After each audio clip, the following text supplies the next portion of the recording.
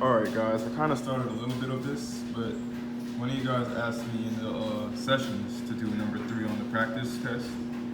So there's like a little weird thing on the beam on the practice test, and that just basically says you can like split the beam in half. Like you can treat it as 2 different beams. So right here in the corner, I actually cut off the B through C section, and I cut off the A through B section to treat them as 2 different beams entirely. So first thing I did was I solved for my supports, because as usual, when you make a free body diagram, solve for the supports, and then as soon as you do that, you can start the process of internal forces. So what I did was I took the moment of A equals 0, and I discovered By, which was 2 kips, and I took the moment of B, which is also 0, because it's a little pin where you can unhook the beam. Let me see if I can actually find the picture of it. And yeah, I can. There's one like right here. So see that little hook on B? That just means you could like break off the beam and treat it as 2 separate beams. It's like a little pin thing. I don't know what it's called, but you can just treat it as 2 separate beams and find your internal forces that way. So that's what I did. So now I started the video off right before I solved for any internal forces. So at D, I decided that there was an N, a V, and an M. But earlier, I discovered that there's no X forces on this object, so since there's no X forces, I just take the sum of X equals 0, and there's no X forces, so there's all is N, so that means that N normal force equals 0. So now that we discovered N equals 0, I can move down the chain and find my V.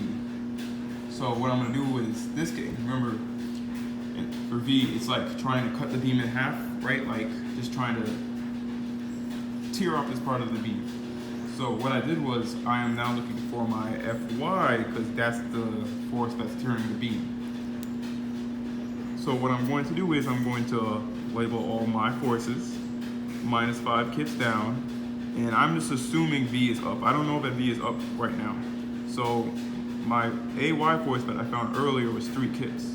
So I can just do 3 minus 5 plus V equals 0. So if I put that on the other side, I'm just gonna do V equals 2, because 3 doesn't equal 5, or 5 doesn't equal 3. So that means V has to be positive in this case, so it can cancel out the negative 5 kips, pushing directly down on the beam right here. So now that I did that, I can find the moment. Again, I'm assuming that MD is positive. I don't know that it is yet, but I'm just assuming. So I'm going to take the moment. Oh, whoops. Make sure you guys don't forget your dimensions right here. The dimension there is 6 feet. So 6 feet. And what am I doing?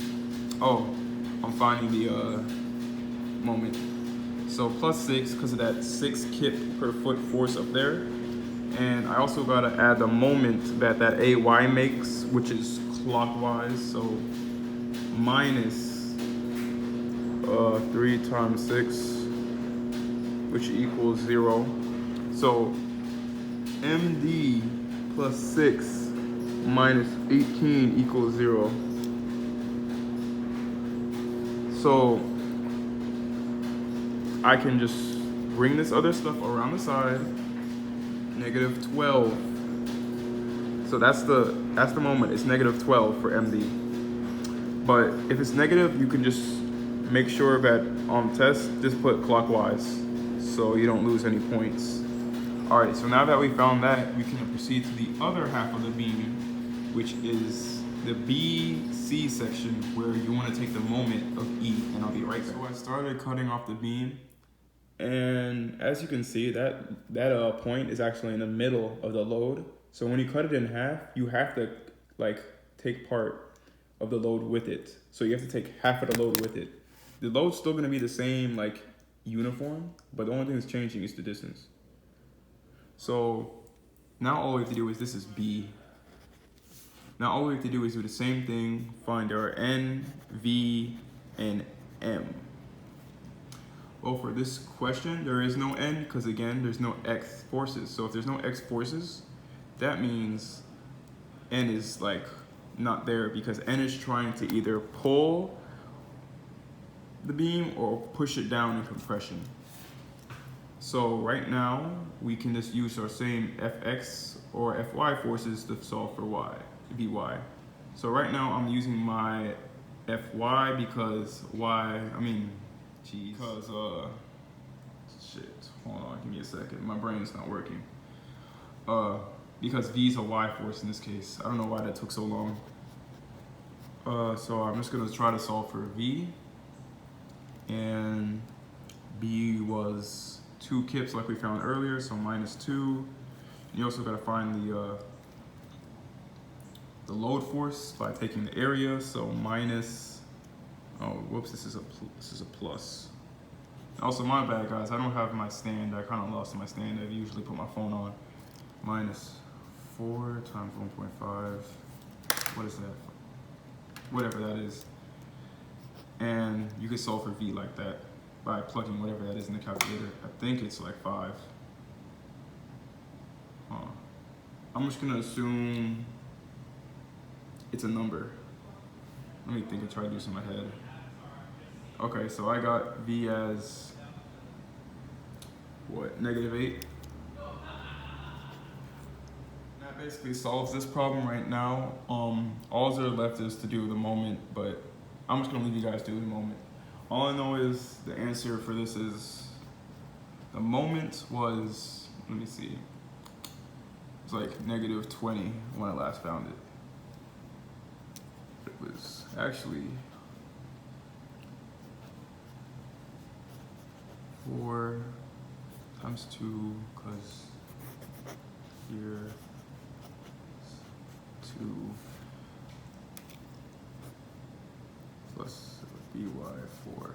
Yeah, so I took the moment equation at the end, which equals 0, and I solved for the internal moment for this question. But that concludes for part 3 of your practice test. I'm about to show you guys the other one. Where is it? It's right here. I actually solved this on Blackboard, but I'm again just gonna walk you guys through it. So first things first, you see the little figurine beam thing. So first thing is you always do a free body diagram, and every single time you see like a cable like this right here, hold on, give me a second. You see a cable like this, the tension is going to be pulling that way because the tension pulls away from the object in this case. And you know, there's pin supports here and here and here and here. And since you did that, you can label all the forces. Now you can start actually using equations, which I did here. And I used MC equals 0, all that, numbers, Fy to solve for the unknowns, AY minus C 4, 5, because then again, this here makes a triangle because of the dimensions. And I broke it up into Fx and Fy forces to solve for AY and C. And after that, I broke it up into the internal forces section because our D was right here, 3 meters long from A. So I drew my N and my B. But as you can see, since it's a vertical beam, N and V changed. It's not like your normal Y and X. N is now Y, and V is X because V is tearing the beam that way. It's tearing the beam like along here, while N is pulling it this way in tension. So I was able to solve for it using my Fy and Fx equations again, and solve for MD by taking a moment at point D and finding its own internal moment. All right, so that was questions 4 and 3 from your practice test. Good luck on your test. Let me zoom all the way out of this so you guys can like take a picture or something, I don't know. So here's question 3, and that was question 4.